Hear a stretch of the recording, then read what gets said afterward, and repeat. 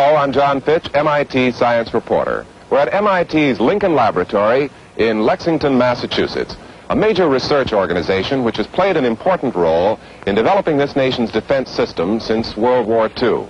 And although Lincoln Laboratory is perhaps best known for its work in radar and advanced warning systems, it has also seen the beginning of the computer era and has made many important contributions to it. To learn about some of its recent work in improving the relationship between man and this important machine, we talked with Professor Stephen Coons, an associate professor of mechanical engineering at MIT and co-director of the Computer-Aided Design Project.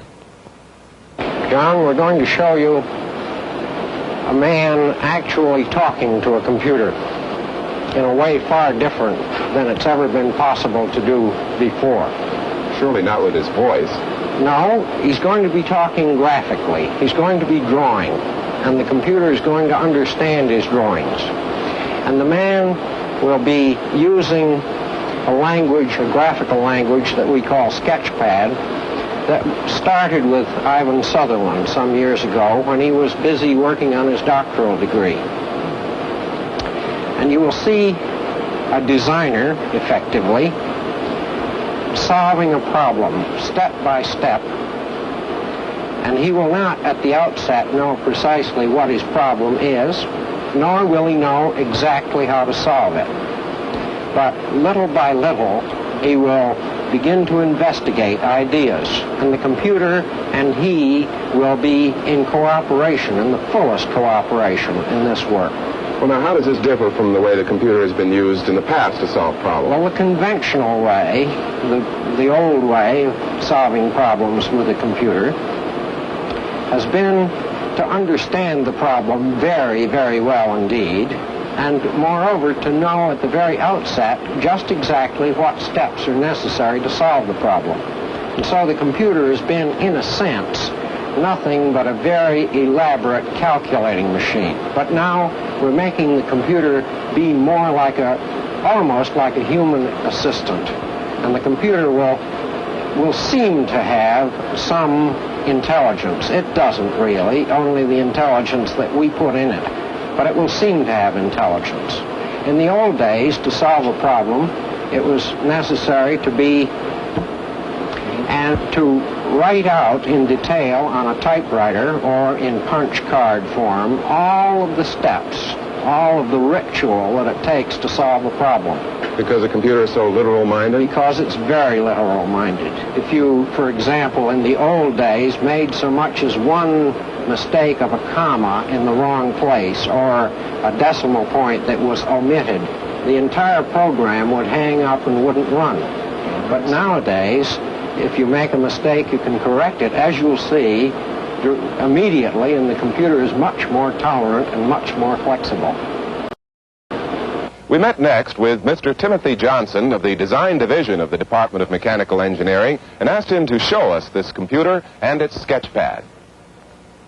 We're at the TX2 console at Lincoln Lab. This machine, the large computer, was built by Lincoln Lab in 1956 as a research machine. Now, how does this differ from a computer that would be used to run your bank account or something like that? Well, it was designed specifically for a study of manual intervention, where the man can command the computer to take different courses of action while the program is running. You can see we have several unusual pieces of input-output equipment here. We have a scope, a knob. These are unusual at the time, and push buttons, toggle switches. We have several other related devices. This made the TX2 a prime candidate for the Sketchpad developments back in 1961, and it remained a program in this machine so it would become a coherent partner in graphics so the man can communicate with the machine. Now, how do you actually go about communicating with a computer in a graphical sense? Well, we are using an oscilloscope here, which is much like a TV set, except it's being driven by the computer. In order to get the information into the computer, we have to draw somehow on this display. And we use the light pen. Well, in order to construct a meaningful engineering drawing, we have to have several graphical manipulations. Ivan Sutherland's programs can draw straight lines and circles. Well, that's about what you do in the drafting equipment anyway, isn't it? That's a very good start. T-square. In order to do this, we can position this bright spot in the middle of the cross that you notice at a desired location. And we press the button to command the computer to draw a line. It will draw a line from this position where I am now to any subsequent position of my light pin. This is much like a rubber band stuck on two pins. One is nailed on the screen here, and the other is at my light pin. So I can position this anywhere I want. Now, I lost tracking there. I moved the pin too fast, and that told the computer to stop drawing the line. Well, if you notice, that bright dot will jump onto the line as I get close to it. Well, the dot in the center of the cross, when you get close to the line, jumps over onto it. Correct. Why does it do that? It's much like a gravity field.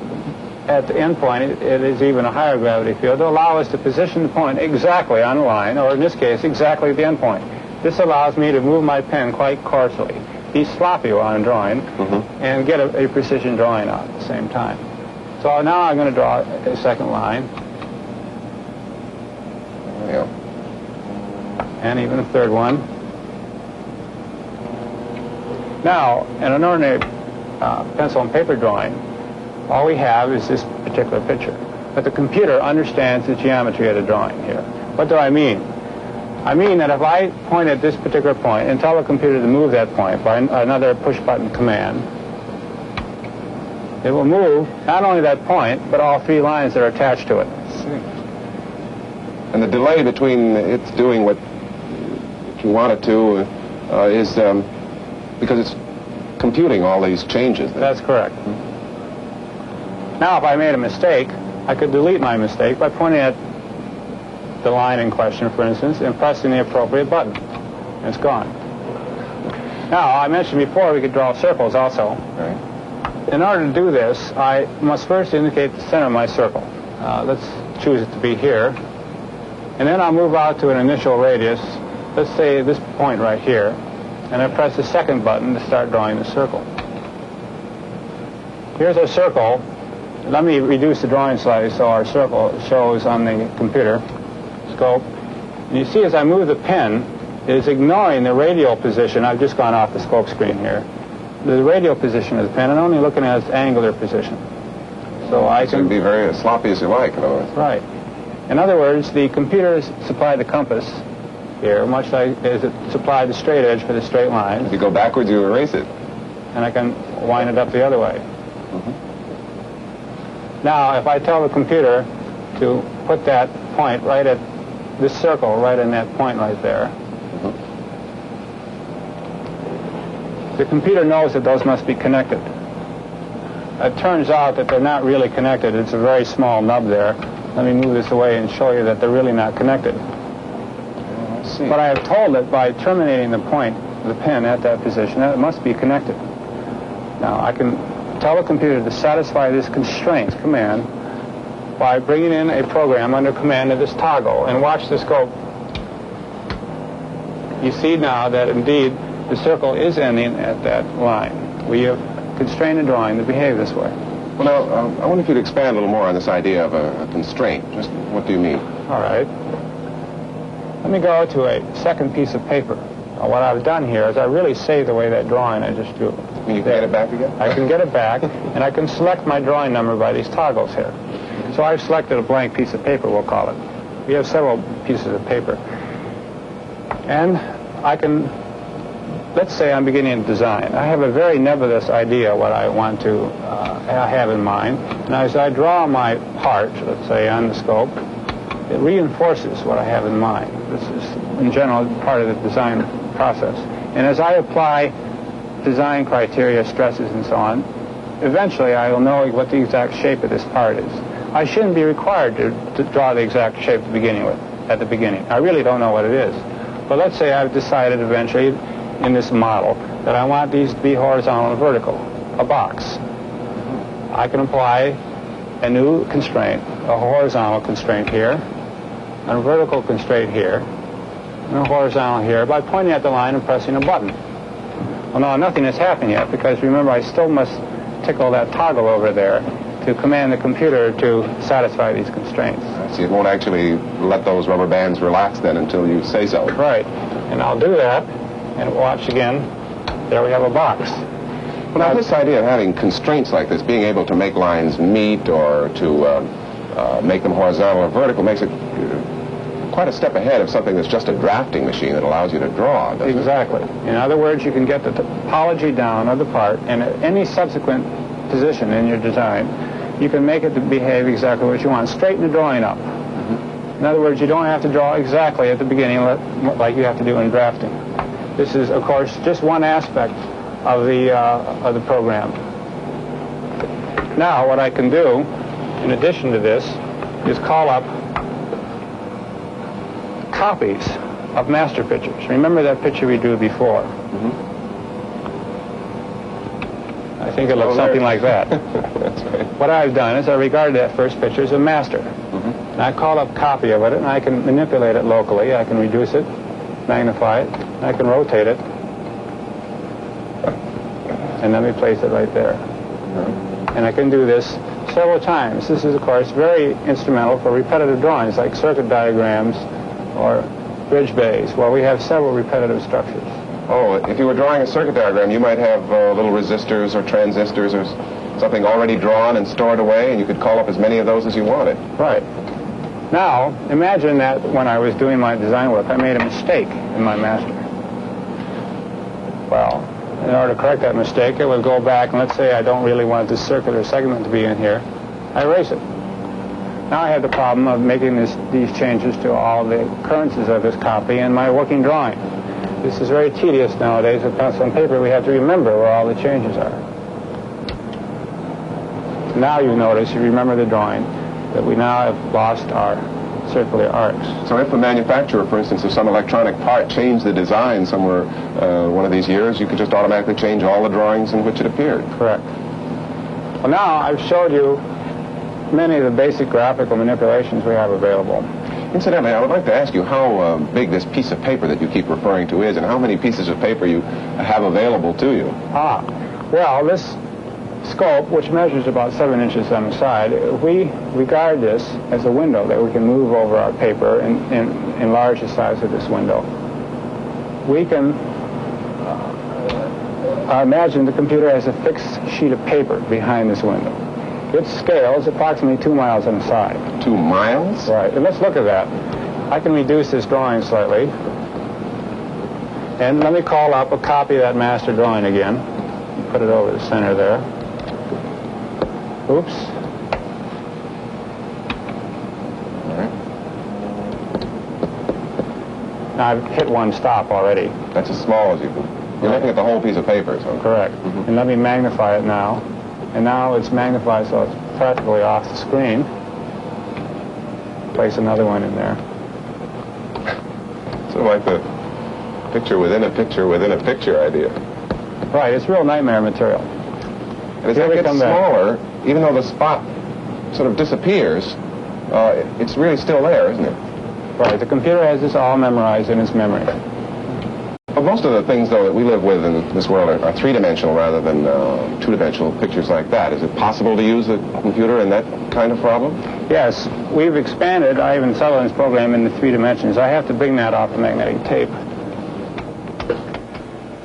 There, we have that now. Here we have a single 3-dimensional object as seen from 4 separate views. We have a top view, as indicated by the T here, a front view, and a side view. Oh, this is the way a mechanical drawing would be laid out, and I gather the other one is a perspective. Right, with this addition. We can rotate this perspective separately from these 3 views to get an idea of what we have here. Now begin to rotate it. You'll see it's rotating about an axis perpendicular imaginary floor. We have a wireframe object here with no fabric covering. Hence we see the rearward lines as they come in behind this S, which might be lying in the surface. So but there is no fabric here, so we see everything. When the letters go around behind, they're backwards. Right. Now, we are drawing much like we are in 2-dimensional, except that is by moving a single point around with a light pen, but we're drawing directly in 3D. Here I have latched the pen on to the letter S. And as I move this around in the letter S, you see 4 dots moving in all 4 views. This is the projection of the single dot. In the side view, it's actually also following the S, but in the other two, you're sort of looking at the S on edge, so it's just moving back and forth. Right, and this is because the S is indeed in the plane of that side surface. So we're seeing the single dot simultaneously in all 4 views as we're moving directly in 3 dimensions. You're just tracking in that case. Can you actually draw something in all 3 dimensions simultaneously? Let's put a roof on this object in this fashion. We'll latch onto that corner and we'll draw a pyramid. I can see it from the side view. It's a false front house there. Right. And I can also distort things, move things, like we can in 2 dimensions. If I latch onto this line here, or let's say this line over here, I can pull that out to the side and distort the object slightly. Now let's see what we've drawn here. We'll rotate the perspective, this view, again. What a strange looking object. And now we have a warped house under construction, perhaps. And there's the F backwards in the perspective. Tell me, is it possible to do, other than these simple straight line shapes, for instance, curved shapes, could you design something like an automobile this way? We're well underway with surfaces. We've begun the programming there, and we understand them, we think, pretty well. To learn more about the handling of 3-dimensional objects in the computer, we met next with Dr. Lawrence Roberts of the staff of the MIT Lincoln Laboratory. Well, you heard Tim Johnson explain how to construct solid objects with lines and wire figures. However, if we want to manipulate solid objects with the computer, we want to be able to represent their surfaces and so on as solid. Now here we have a representation of a piece of wood, perhaps, which is all of the lines of the sections behind each piece are hidden. As you'll see, as I start to rotate this object, the computer will place part of it behind the other part, and you will see that indeed the computer has a representation of it which knows that it's solid. It's no longer just that wire frame. It really is solid, and when a line is behind the front surface, you just don't see it. That's right. And so this is just one of my models that I can work with. I have a few others that I can call up. For instance, a wedge. I'll make the wedge slightly smaller and rotate it a little bit so you can see the properties of it. Now, these fairly basic shapes. Oh yes, you can construct quite a bit out of these basic shapes. As I move the wedge around in space, you'll see that it goes behind the solid and through it. And the computer figures out where the lines should appear and where they should. Where the intersection is. You get the feeling of 3-dimensional space here very dramatically, as though this were a window and there's a fore area and a behind area. Right. Now, as this comes out through the other object, you see that it indeed intersects it and can move right through it. Now, we also have been working with the flowcharting of programs. To instruct a computer what to do, you need to write a program. A flowchart, then, would be sort of a diagram of the steps that you'd want the computer to take in solving some particular problem? Yes, in fact, I have a flowchart on here. This is with Sketchpad again, and we have a demonstration of boxes representing statements to the computer to do some operation and compare some numbers and make a test and transfer one way or the other. This is the way the human being would like to set it up, by drawing boxes like this that represent different computations. This is the way that a programmer normally operates, and then he has to transcribe this to some form like cards or something as an input. But here we go directly from him drawing the flowchart and stating what each piece is, putting the statements inside the boxes, to a compiled program which he may execute on the computer. Well, you've shown us how you can enter numbers, say, by a typewriter, and now we can draw things for the computer directly. Are there other ways that we'd like to be able to communicate with the computer? Well, we've been investigating here at the lab speech recognition and handwriting recognition for enabling the person to communicate better in those ways with the computer. There are a lot of techniques which would be very useful when combined into a whole, and all of these techniques, including the graphical manipulation, will make it much easier in the future for the man to dynamically converse with a computer. Well, thank you very much, Dr. Roberts. Today, we've been visiting the MIT Lincoln Laboratory to learn about the computer Sketchpad. Our guests have been Professor Stephen Coons, Mr. Timothy Johnson, and Dr. Lawrence Roberts. I'm John Fitch, MIT science reporter.